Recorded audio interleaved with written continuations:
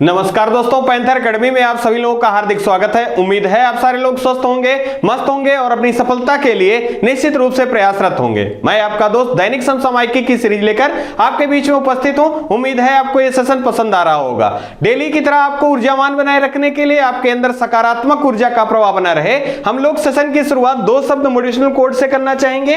देखिए यहां लिखा गया है, मंजिलें बड़ी जिद्दी होती हैं, हासिल कहां नसीब से होती हैं, मगर वहां तूफान भी हार जाता है जहां किश्तियां जिद पर होती हैं। मतलब आपकी सफलता का जो जिद है वो निश्चित रूप से आपको सफल करा के ही छोड़ना है। इसी क्रम में आप निरंतर प्रयास करते रहिए, यकीन मानिए आप सफल होके ही रहेंगे। आज का सेशन बहुत स्पेशल है क्योंकि सप्ताह भर के महत्वपूर्ण प्रश्नों का रिवीजन होने वाला है। तो आप क्विक रिवीजन के रूप में आप सारे लोग शुरुआत से लेकर अंत तक बने रहें, यहां से आपको निश्चित ही लाभ होगा। आइए हम लोग सेशन की शुरुआत करें और देखें महत्वपूर्ण ये रिवीजन का क्लास। देखिए पहला दिया गया है, हाल ही में डॉक्टर बी.आर. अंबेडकर विधि विश्वविद्यालय का शिलान्यास किस राज्य में किया गया। तो यहां आपको ध्यान रखना है कहां किया गया है, जयपुर राजस्थान में किया गया है। और आपको ध्यान रखना है यहां से कि इसके द्वारा तो मुख्यमंत्री अशोक गहलोत जी द्वारा किया गया है। अब यहां के राज्यपाल कौन है, तो कलराज मिश्र जी जो हैं ये यहां के राज्यपाल हैं। साथ ही साथ बी.आर. अंबेडकर जी से महत्वपूर्ण जानकारी के रूप में आपको याद रखना है, पूछा जाता है प्रारूप समिति के अध्यक्ष कौन थे। तो बी.आर. अंबेडकर जी प्रारूप समिति के अध्यक्ष थे। कितने लोगों का यह सदस्य का टीम था, तो आपको याद रखना है एक अध्यक्ष और अन्य 6 सदस्यों का ये समूह था। साथ ही साथ आपको याद रखना है कब इसको लाया गया था, तो 29 अगस्त 1947 को प्रारूप समिति का गठन किया गया था। इसी क्रम में अनुच्छेद 32 आपको याद रखना है कि अनुच्छेद 32 को संविधान का आत्मा किसने कहा है, तो बी.आर. अंबेडकर जी ने अनुच्छेद 32 को संविधान की आत्मा कहा है। साथ ही साथ आपको याद रखना है मूक नायक एक पत्रिका है। ये किसकी प्रसिद्ध पत्रिका है, तो बी.आर. अंबेडकर जी की पत्रिका है। और जातियों का अंत नामक पुस्तक किसका है, तो ये बी.आर. अंबेडकर जी से संबंधित है। इनको भारत रत्न से कब सम्मानित किया गया था, तो 1991 ईस्वी में बी.आर. अंबेडकर जी को भारत रत्न से सम्मानित किया गया। तो ध्यान रखना है। इनसे संबंधित एक आपको याद रखना है स्टैच्यू ऑफ नॉलेज का संबंध किससे है, तो स्टैच्यू ऑफ नॉलेज जो है बी.आर. अंबेडकर जी की मूर्ति है, यह महाराष्ट्र के लातूर में स्थापित किया गया है। आइए अगले प्रश्न को देखें। अगला है प्रवर्तन निदेशालय के निदेशक के रूप में किसे नियुक्त किया गया है, तो ये संजय कुमार मिश्रा जी हैं। इनका कार्यकाल 1 वर्ष के लिए बढ़ाया गया है। कितने वर्ष के लिए मित्रों, 1 वर्ष के लिए बढ़ाया गया है। और प्रवर्तन निदेशालय का कार्य क्या होता है, तो काला धन। अगला महत्वपूर्ण प्रश्न है, इन्वायरमेंट की दृष्टिकोण से आपको जरूर याद रखना है, हाल ही में साइट्स COP19 का बैठक कहां बुलाया जा रहा है, तो ये पनामा में बुलाया जा रहा है। और पनामा की राजधानी क्या है, तो पनामा सिटी जो है ये पनामा की राजधानी है। और आपको याद रखना है ये जो COP19 है इसका जो आयोजन किया जाएगा पनामा में किया जाएगा। जबकि COP27 आप भूलिएगा नहीं, COP27 का आयोजन कहां किया जा रहा है, यहां कॉन्फ्रेंस ऑफ पार्टीज जो है ये COP का फुल फॉर्म है, इसका आयोजन जो किया जा रहा है मिस्र में किया गया है। कहां किया गया है, मिस्र में किया गया है, आपको याद रखना है। और COP26 का आयोजन कहां किया गया था, तो ये ग्लासगो में किया गया था, जो कि कहां का शहर है, स्कॉटलैंड का शहर था मित्रों, यहां पर आयोजन किया गया था। अगर आपसे पूछा जाए कि COP1 का आयोजन कब किया गया था या किस स्थल पे किया गया था, तो कॉन्फ्रेंस ऑफ पार्टी 1 का आयोजन जो है ये बर्लिन में किया गया था, जो कि जर्मनी की राजधानी है। और सन आपको याद रखना है 1995।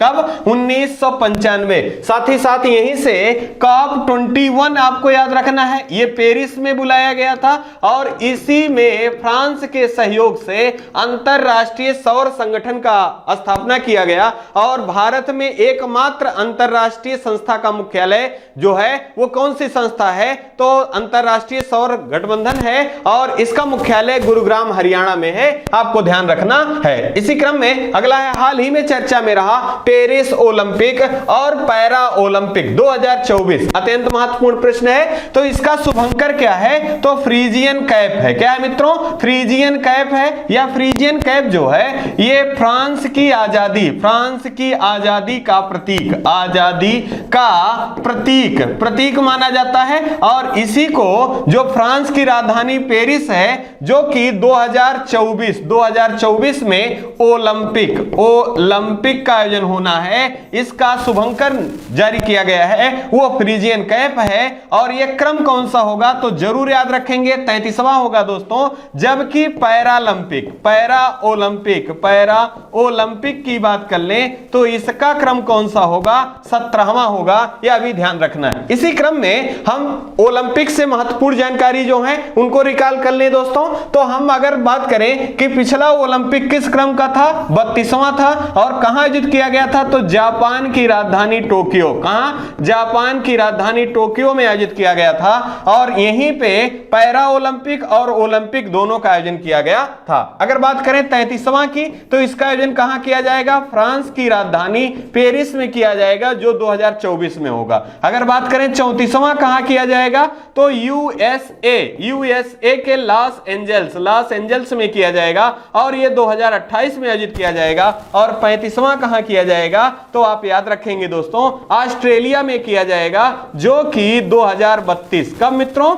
2032 में इसका आयोजन किया जाना है। यह भी आपको याद रखना है। आइए मित्रों, इसी क्रम में हम लोग आगे बढ़ें और अन्य महत्वपूर्ण जानकारियों को रिकॉल करें। कि पहला यहां दिया गया है, हाल ही में भारत की पहली महिला स्काई ड्राइवर कौन बनी है? तो इसका हमारा जो सही विकल्प है ये लांस नायक मंजू है। अगर हम बात करें इन्होंने कितनी ऊंचाई से जंप किया है, तो 10,000 फीट। कौन? 10,000 फीट से।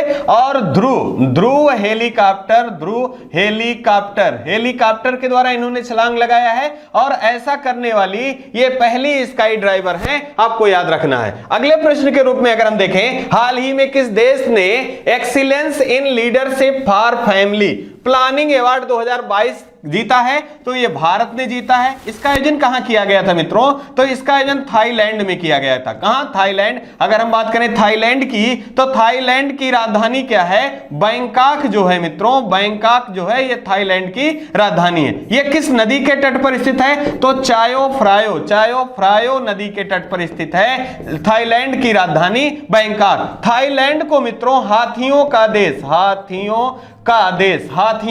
देश के नाम से किसे जाना जाता है? तो थाईलैंड को हाथियों का देश के नाम से जाना जाता है। विश्व में सर्वाधिक रबर उत्पादन किस देश में किया जाता है? तो यह थाईलैंड में किया जाता है। और भारत के परिप्रेक्ष्य में बात करें तो केरल राज्य में रबर उत्पादन किया जाता है। यह भी आपको याद रखना है। यहां फैमिली प्लानिंग से मतलब यहां है कि जनसंख्या नियंत्रण पर विश्व में कौन सा ऐसा देश है दोस्तों जिसने सही ढंग से इसको प्लानिंग किया है? तो इसके लिए भारत को यह पुरस्कार दिया गया है। और यहां पर प्रतिभाग करने भारत के केंद्रीय स्वास्थ्य मंत्री कौन है? तो ये मनसुख मंडाविया जी हैं।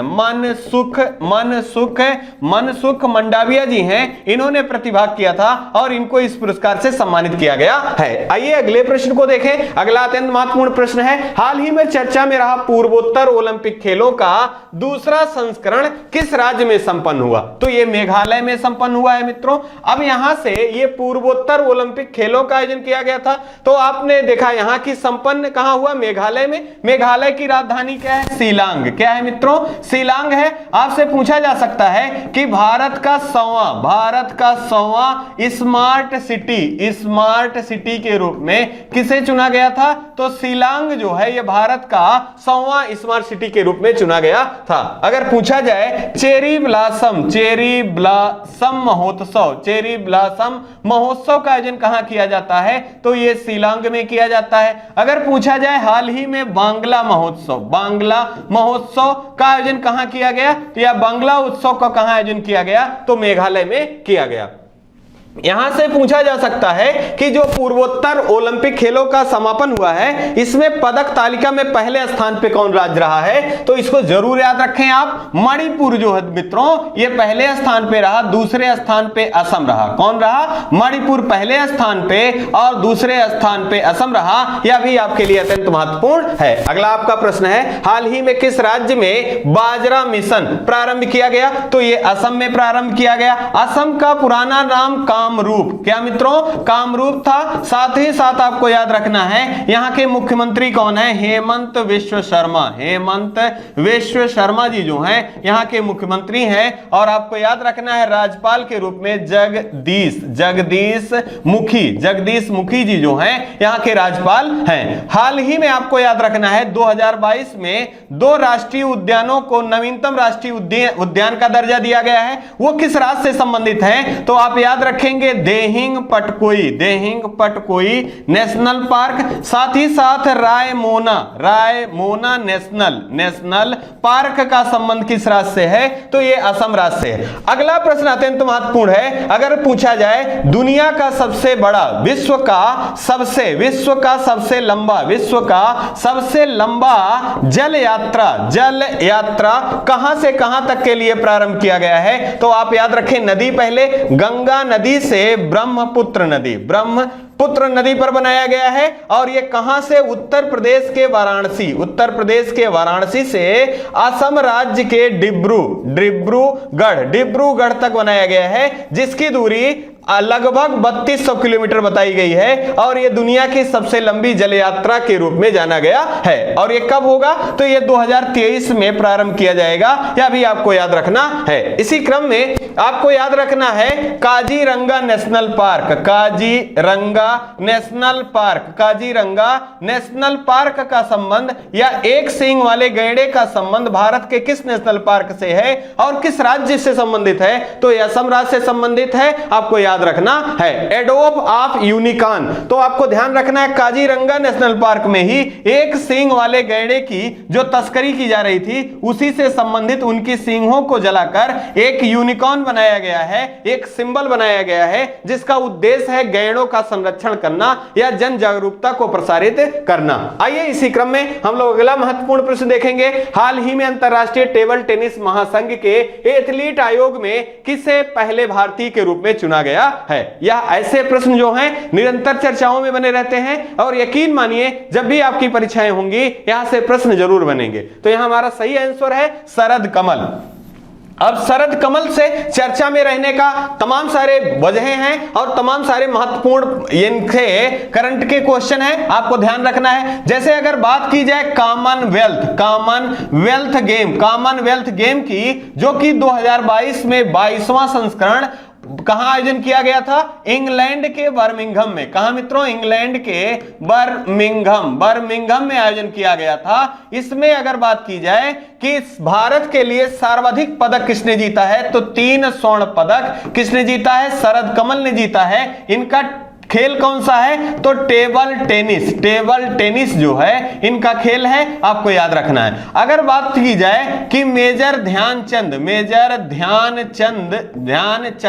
खेल रत्न पुरस्कार 2022 में इसे सम्मानित किए जाने की घोषणा की गई है, तो शरद कमल को घोषित किया गया है। इसी क्रम में आपको याद रखना है कि अंतरराष्ट्रीय टेबल टेनिस महासंघ में शामिल किए जाने वाले पहले भारतीय कौन हैं, तो ये शरद कमल है। जबकि भारतीय ओलंपिक संघ के द्वारा एथलीट आयोग का भी गठन किया गया है और इनमें कितने खिलाड़ी चुने गए हैं? 10 खिलाड़ी चुने गए हैं। और उपाध्यक्ष के रूप में किसे नियुक्त किया गया है, तो ये शरद कमल को नियुक्त किया गया है। जबकि अध्यक्ष के रूप में किसे नियुक्त किया गया है, तो एम एस मैरी कॉम को चुना गया है। यह आपके लिए अत्यंत महत्वपूर्ण महत्वपूर्ण प्रश्न है। हाल ही में किस भारतीय मूल के व्यक्ति को ऑर्डर ऑफ मेरिट, अत्यंत महत्वपूर्ण प्रश्न, पुरस्कार से सम्मानित किया गया? तो यहाँ वेंकी रामकृष्णन है। ये किस राज्य से संबंधित है? ये तमिलनाडु राज्य से संबंधित है। अब यहां से अगला प्रश्न आपसे पूछा जा सकता है कि ऑर्डर ऑफ मेरिट पुरस्कार किस देश का सर्वोच्च सम्मान है या किस देश का सम्मान है? तो ये आप ध्यान रखेंगे ब्रिटेन। कहां का? ब्रिटेन का सम्मान है। और आप याद रखेंगे कि इनको 2009 में राइबोसोम की संरचना के लिए रसायन विज्ञान के क्षेत्र में नोबेल पुरस्कार से भी सम्मानित किया जा चुका है। अगर हम बात करें, इनको नाइट की उपाधि से भी सम्मानित किया गया है। और यह सम्मान किसके द्वारा इनको प्राप्त किया जाएगा? तो आप याद रखेंगे ब्रिटेन के नए सम्राट घोषित किए गए हैं किंग चार्ल्स तृतीय जो हैं, ये ब्रिटेन के नए सम्राट घोषित किए गए हैं। इन्हीं के द्वारा ऑर्डर ऑफ मेरिट पुरस्कार से सम्मानित किया जाएगा। अगर हम बात करें, हाल ही में एलिजा बेज द्वितीय का निधन हो गया। ये किस देश की महारानी के रूप में कार्यकाल इनका था? तो आप ध्यान रखेंगे ब्रिटेन की लंबे समय की महारानी के रूप में कार्यकाल था किनका? एलिजाबेथ द्वितीय का। और हाल ही में इनका निधन हुआ है। और इन्हीं से संबंधित एक पुरस्कार है एलिजाबेथ द्वितीय पुरस्कार। यह किसे सम्मानित दिया गया है? तो सुएला ब्रेबरमैन। कौन है दोस्तों? सुएला ब्रेबरमैन है, इनको दिया गया है। यह महत्वपूर्ण जानकारियां हैं। कहीं ना कहीं परीक्षाओं में आपसे ये सारे प्रश्न जरूर मुलाकात आपका होगा और या आपके रूबरू होंगे। आप इन सारे प्रश्नों का सही उत्तर देके अपने सिलेक्शन को निश्चित कर सकते हैं। आइए इसी क्रम में अगला महत्वपूर्ण प्रश्न देख लें। हाल ही में नवजात सप्ताह देखभाल के रूप में किस सप्ताह को मनाया गया? तो ये 15 से 21 नवंबर के सप्ताह को नवजात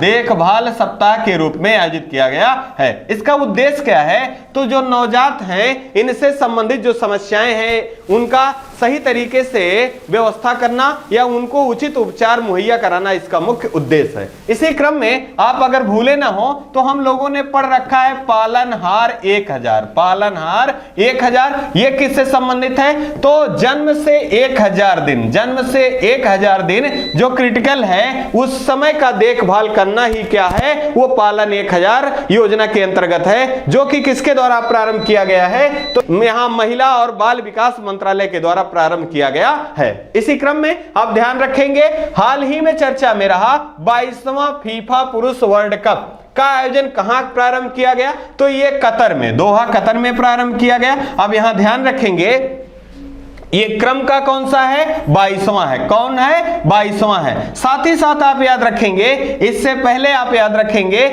पहले आयोजन कहां किया गया था? 2018 में। तो इसका आयोजन रूस में किया गया था। कहां किया गया था? रूस में किया गया था मित्रों। और इसका विजेता टीम कौन रहा था? तो फ्रांस जो है इसका विजेता टीम के रूप में रहा है। अगर हम बात करें कि यहां से महत्वपूर्ण जानकारी के रूप में कि फीफा जो है इसका स्थापना कब हुआ था? तो 1904 ईस्वी में फीफा का गठन होता है या स्थापना होता है। और इसका मुख्यालय कहां है? तो आप याद रखेंगे ज्यूरिख जो है ये स्विट्जरलैंड का शहर है, यहां पर इसकी स्थापना होती है। और वर्तमान समय में इसके प्रमुख कौन है? तो गियानी इन्फेंटिनो जो हैं ये फीफा के प्रमुख हैं। और आपको याद रखना है इसी क्रम में कि भारतीय फुटबॉल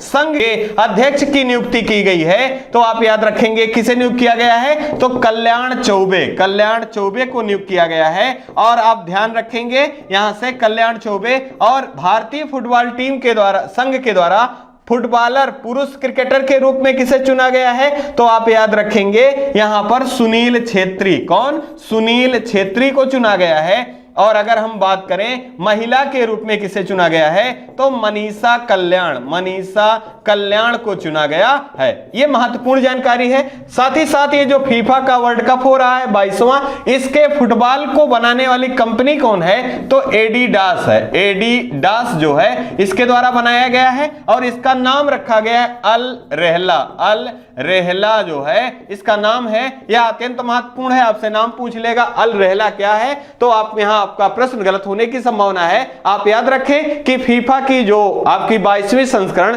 कतर में आयोजित की जा रही है उसका फुटबॉल जो कि एडिडास कंपनी के द्वारा बनाया गया है उसका नाम अल रेहला रखा गया है। आइए इसी क्रम में अगला महत्वपूर्ण प्रश्न देखें। अगला है हाल ही में चर्चा में रहा नेपाल में अंतरराष्ट्रीय चुनाव आयुक्त पर्यवेक्षक के रूप में किसे नियुक्त किया गया है तो भारतीय चुनाव आयुक्त जो है मुख्य चुनाव आयुक्त हैं, इनका नाम राजीव कुमार जी हैं और ये क्रम में कौन से हैं 25वें हैं, इनको नियुक्त किया गया है। इसी क्रम में अगर बात करें तो नेपाल की राजधानी क्या है काठमांडू जो है यहां की राजधानी है। और अगर हम बात करें सार्क जो संगठन है इसका मुख्यालय भी कहां स्थित है तो नेपाल की राजधानी काठमांडू में स्थित है। पशुपतिनाथ मंदिर का संबंध किस देश से है या प्रचलित मंदिर किस देश में है तो यह नेपाल देश में है। भारत की सर्वोच्च चोटी जो है या सबसे ऊंची चोटी माउंट एवरेस्ट जो है एवरेस्ट है, इसका संबंध किस देश से है तो इसका संबंध नेपाल देश से है, यह भी याद रखना है। काला पानी विवाद किन किन देशों के बीच में है तो भारत और नेपाल के बीच में है। और अगर पूछा जाए भारत और नेपाल के बीच में कौन सा युद्धाभ्यास आयोजित किया जाता है तो सूर्य किरण युद्धाभ्यास जो है भारत और नेपाल के बीच में आयोजित किया जाता है। इसी क्रम में आप ध्यान रखेंगे कि भारत में चुनाव आयुक्त जो हैं इनका सदस्यों की टीम कितनी होती है तो एक मुख्य चुनाव आयुक्त साथ ही साथ 2 उप चुनाव आयुक्त के रूप में 3 सदस्यीय टीम होती है, जिसमें एक राजीव कुमार जी जो हैं वर्तमान में 25वें मुख्य चुनाव आयुक्त हैं और दूसरे अनूप कुमार पांडे जी हैं और तीसरे अरुण गोयल जी हाल ही में नियुक्ति की गई है, यह भी आपको याद रखना है। अगला आपका प्रश्न है हाल ही में वायुसेना का वार्षिक शो एयर फेस्ट 2022 कहां पर आयोजित किया गया है तो यह नागपुर में आयोजित किया गया है। अब अगर हम बात करें यहां नागपुर से तो आपको भूलना नहीं है नीरी जो संगठन है इसका मुख्यालय कहां है तो नागपुर में स्थित है। साथ ही साथ आपसे पूछा जा सकता है पहला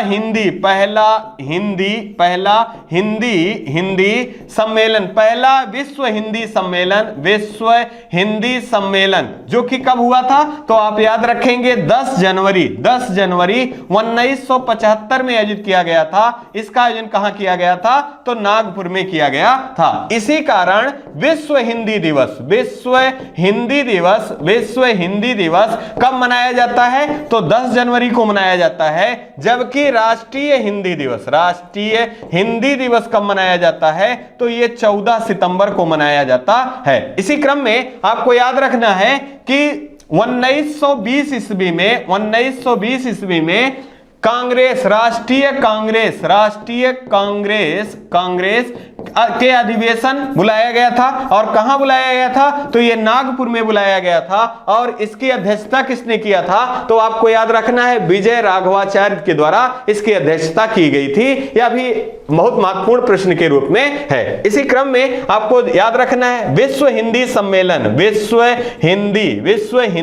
सम्मेलन का 12वां संस्करण यह कहां आयोजित किया।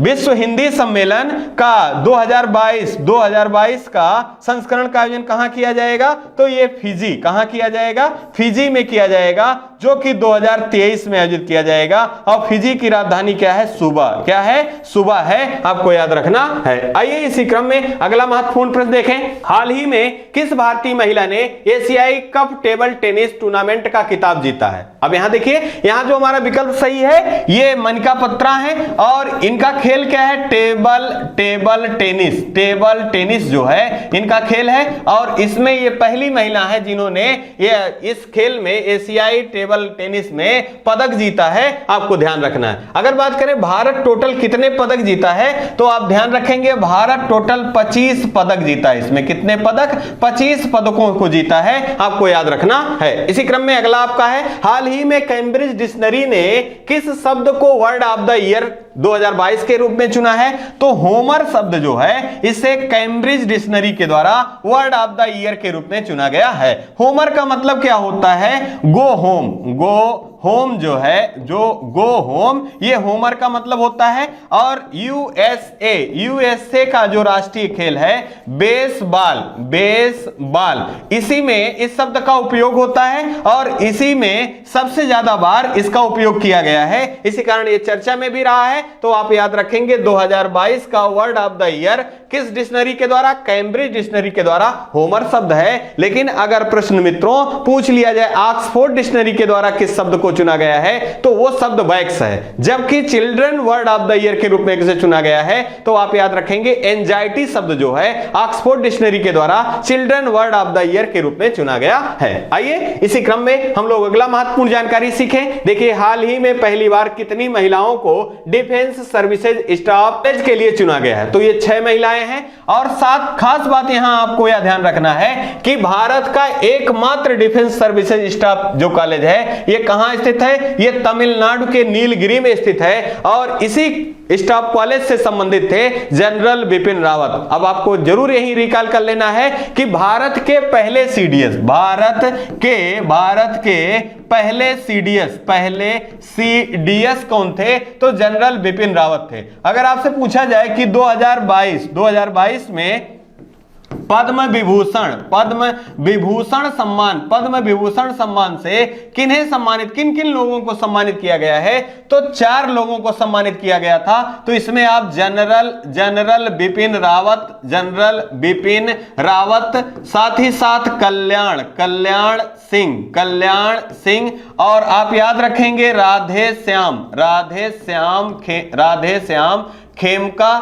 श्याम खेमका और प्रभा आंत्रे, इन 4 व्यक्तियों को चुना गया था। जिसमें जनरल बिपिन रावत जो है उत्तराखंड राज्य से, और कल्याण सिंह साथ ही साथ राधे श्याम खेमका ये उत्तर प्रदेश से, और आप प्रभा आंत्रे महाराष्ट्र से संबंधित हैं। और टोटल पदकों की संख्या जो थी वो 128, मतलब पद्म विभूषण 4 लोगों को, पद्म भूषण जो है 17 लोगों को, और पद्मश्री 107 लोगों को दिया गया है। इसी क्रम में आपको याद रखना है भारत के दूसरे सीडीएस कौन है? तो अनिल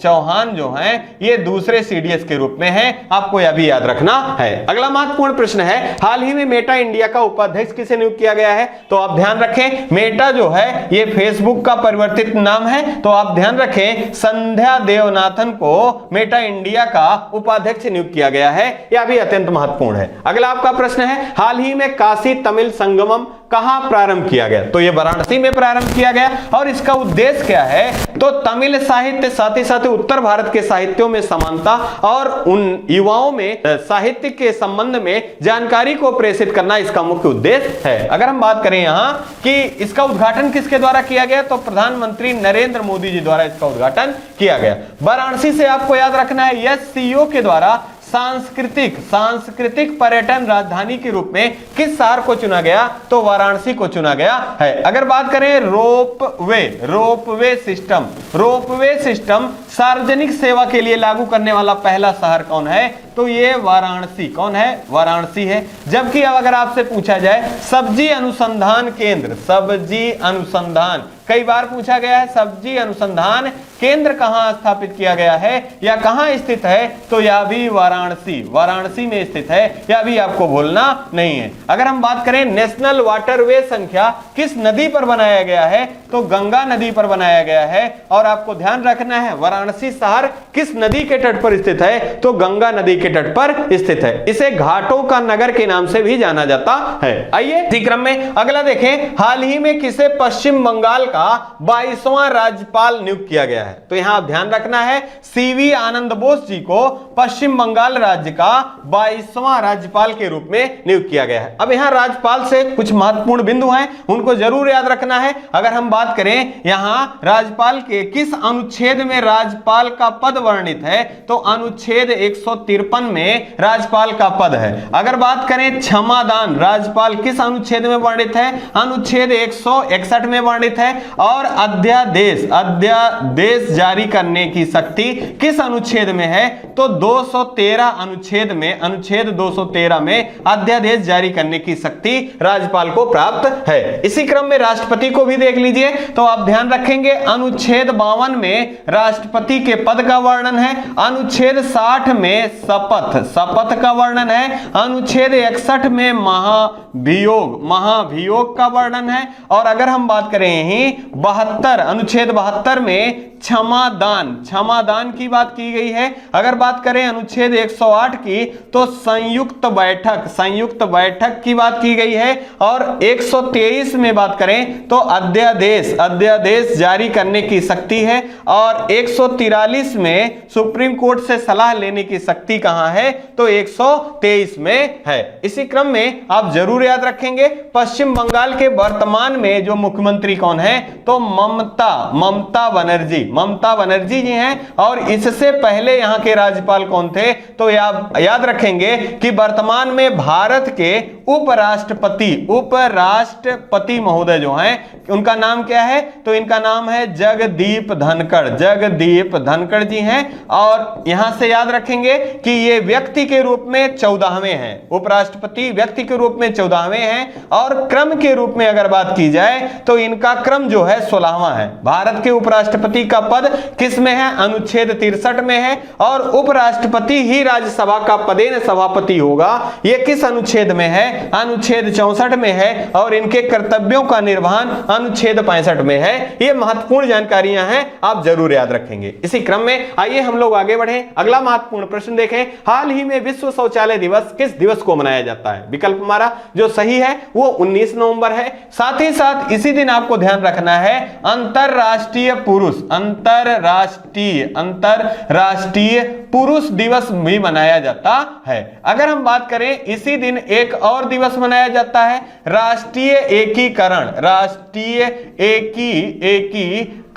एकीकरण दिवस कब मनाया जाता है? तो यह भी मनाया जाता है 19 नवंबर को। आपको यहां कंफ्यूज नहीं होना है, एकता दिवस से कंफ्यूज नहीं होना है। एकता दिवस 31 अक्टूबर को मनाया जाता है, जो कि किससे संबंधित है? सरदार वल्लभ भाई पटेल जी से संबंधित है। इसी क्रम में आइए अगला महत्वपूर्ण प्रश्न देखें। हाल ही में भारत के चुनाव आयुक्त के रूप में कौन नियुक्त किए गए हैं? तो अभी हम लोगों ने बात कर रखा है कि जो अरुण गोयल जी हैं, ये चुनाव आयोग की जो कमेटी है जिसमें एक अध्यक्ष होंगे या इसका मुख्य आयुक्त होंगे, दूसरे जो दो अन्य आयुक्त हैं उसमें एक अनूप कुमार पांडे जी थे, और तीसरे या उपायुक्त के रूप में दूसरे जो हैं ये अरुण गोयल जी को नियुक्त किया गया है। अब चुनाव आयुक्त बहुत महत्वपूर्ण बॉडी है, तो यहां से बहुत सारे प्रश्न बनते हैं। आइए क्विक रिवीजन के रूप में देख लेते हैं। अगर बात करें भारत की मित्रों, भारत में चुनाव आयोग का गठन कब होता है? तो 25 जनवरी 1950,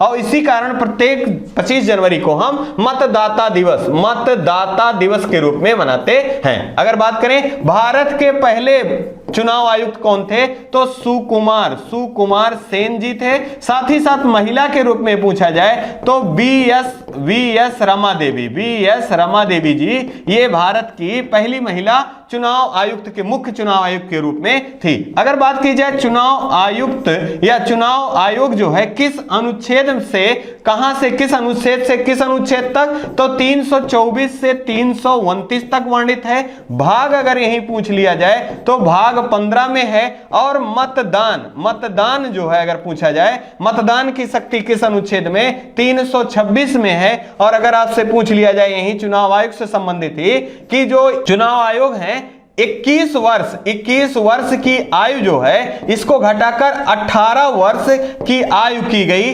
मतदान के लिए। यह किस संविधान संशोधन द्वारा? तो 61वां संविधान संशोधन है, और 1989 ईस्वी में किया गया है। यह भी ध्यान रखना है। आइए इसी क्रम में अगला महत्वपूर्ण जानकारी याद रखें। अगला है हाल ही में किस भारतीय राज्य में अमर सरकार नामक पोर्टल प्रारंभ किया गया है? यहां अत्यंत महत्वपूर्ण यह भी है, आप ध्यान रखें अमर सरकार, और यह कहां से संबंधित है? तो ये त्रिपुरा से संबंधित है। कहां से? त्रिपुरा से। अब आप यहां ध्यान दें तो त्रिपुरा से अमर सरकार का उद्देश्य क्या है, या त्रिपुरा सरकार की उद्देश्य क्या है? तो यहां आप ध्यान रखेंगे कि त्रिपुरा सरकार के द्वारा जो सरकारी सेवाएं प्रारंभ की गई हैं जनता के लाभ के लिए या निम्न वर्ग के जो लोग हैं उनकी समस्याओं को दूर करने के लिए या सरकार और जनता के बीच में सीधा संवाद को प्रेषित किया जा सके, इसके लिए अमर सरकार नामक पोर्टल लॉन्च किया गया। यहां से एक महत्वपूर्ण प्रश्न पूछा जाता है कि भारत का वो कौन सा राज्य है, भारत का वह कौन से राज्य है जो कि तीन तरफ से अंतरराष्ट्रीय सीमा से घिरा हुआ है? यह अत्यंत महत्वपूर्ण प्रश्न है। तो आप ध्यान रखेंगे वह एकमात्र राज्य कौन सा है? यह त्रिपुरा राज्य है जो कि तीन तरफ से बांग्लादेश से घिरा है। कहां से? बांग्लादेश से घिरा हुआ है। और आपको ध्यान रखना है कि भारत किस देश के साथ अपनी सबसे लंबी सीमा साझा करता है? तो वो बांग्लादेश के साथ सीमा साझा करता है। त्रिपुरा और बांग्लादेश के बीच की विभाजन रेखा जो है इसे जीरो लाइन के नाम से जानते हैं। यह भी अत्यंत महत्वपूर्ण है, इसे भी आपको ध्यान रखना है। खर्ची पूजा का संबंध किस राज्य से है? तो आप ध्यान रखें खर्ची महोत्सव या खर्ची पूजा त्रिपुरा से संबंधित है। और कोक बरोक भाषा का उपयोग कहां किया जाता है? तो यह त्रिपुरा राज्य में किया जाता है। आइए इसी क्रम में हम लोग अगला महत्वपूर्ण प्रश्न देखेंगे। हाल ही में भारत की पहली स्ट्रीट सर्किट कार रेसिंग की मेजबानी किसके द्वारा किया गया? तो ये हैदराबाद द्वारा किया गया। अब यहां ध्यान रखें दूसरी की बात करें तो ये तेलंगाना राज्य की राजधानी कौन है? तो ये हैदराबाद है। तेलंगाना का गठन 2 जून 2014 को भारत के 29वें राज्य के रूप में किया गया था। यह भी ध्यान रखना है। इसी क्रम में आप ध्यान रखेंगे वर्ल्ड ग्रीन सिटी का अवार्ड हाल ही में किसे प्रदान किया गया है? तो इसका भी सही आंसर आपका हैदराबाद होगा, आपको याद रखना है। अगर पूछा जाए tree city of the world के रूप में चिन्हित होने वाला भारत का पहला शहर 2019 में कौन था? तो यह हैदराबाद था। और 2022 में हैदराबाद और मुंबई 2 शहरों को चुना गया। हाल ही में मोस्ट जीआई पॉपुलर का पुरस्कार भी किसे दिया गया है? तो हैदराबादी हलीम को दिया गया है। यह भी आपको याद रखना है। इसी क्रम में आप एक महत्वपूर्ण प्रश्न और भी याद रखेंगे। पूछा जाता है ऑपरेशन पोलो का संबंध किससे है? तो 1948 में हैदराबाद को निजामों से भारत में विलय कराने के लिए कौन सा ऑपरेशन चलाया गया था? तो ऑपरेशन पोलो चलाया गया था। और यह सरदार वल्लभ भाई पटेल जी की देन थी, आपको ध्यान रखना है। इसी क्रम में आइए हम लोग अगला महत्वपूर्ण देखें प्रश्न। देखिए अगला है हाल ही में भारत ने किस देश के साथ यंग प्रोफेशनल स्कीम प्रारंभ किया है? अत्यंत महत्वपूर्ण अगेन एक प्रश्न है। तो यह ब्रिटेन के साथ प्रारंभ किया गया है। अब यहां ध्यान रखना है हाल ही में ब्रिटेन के नए प्रधानमंत्री चुने गए हैं और ये 97वें हैं। कौन है? तो आप ध्यान रखेंगे ऋषि सुनक। कौन है? ऋषि सुनक जो है ये भारत की मूल के हैं। ये ब्रिटेन के 97वें जो हैं ये प्रधानमंत्री चुने गए हैं। इससे पहले कौन थी? तो महिला के रूप में तीसरी महिला लीज ट्रेस थी। और ये अपने कर्तव्यों का निर्वहन न कर पाने के कारण इन्होंने स्वतः इस्तीफा दे दिया, आपको ध्यान रखना है। इसी क्रम में याद रखेंगे ये सबसे कम कार्यकाल की प्रधानमंत्री हैं ब्रिटेन के इतिहास में। अगर हम बात कर लें यहां ब्रिटेन से तो आपको जरूर याद रखना है ब्रिटेन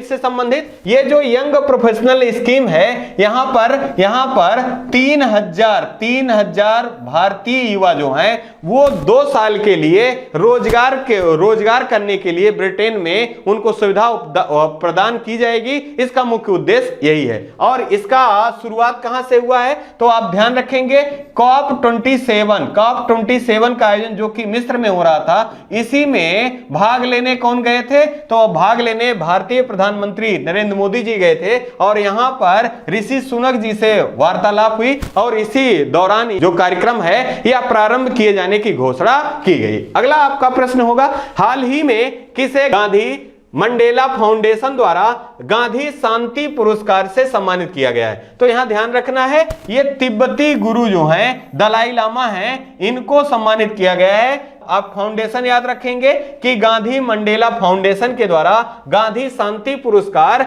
से किसे सम्मानित किया गया है? तो तिब्बती दलाई लामा को सम्मानित किया गया है। इसी क्रम में ध्यान रखेंगे, यहां से दलाई लामा जी की एक प्रसिद्ध बुक है the little boy of encouragement. The little boy of encouragement किसकी प्रसिद्ध बुक है? तो दलाई लामा की बुक है। अगर बात करें नेल्सन मंडेला की, तो लॉन्ग वॉक टू फ्रीडम, ये इनकी प्रसिद्ध बुक है। साथ ही साथ अगर महात्मा गांधी जी से बात करें तो हरिजन, साथ ही साथ यंग इंडिया और स्वराज और माई एक्सपेरिमेंट विथ ट्रूथ, ये किसकी प्रसिद्ध बुक है? तो ये महात्मा गांधी जी की प्रसिद्ध बुक है, यह भी आपको याद रखना है। आइए इसी क्रम में अगला महत्वपूर्ण प्रश्न देखेंगे। हाल ही में चर्चा में रहा बाली यात्रा का संबंध किस राज्य से है? तो इसका संबंध जो है मित्रों, ये उड़ीसा राज्य से है। कहां से? उड़ीसा से है। तो आपको याद रखना है, यहां बाली का आशय क्या है कि जो G20 देशों की बैठक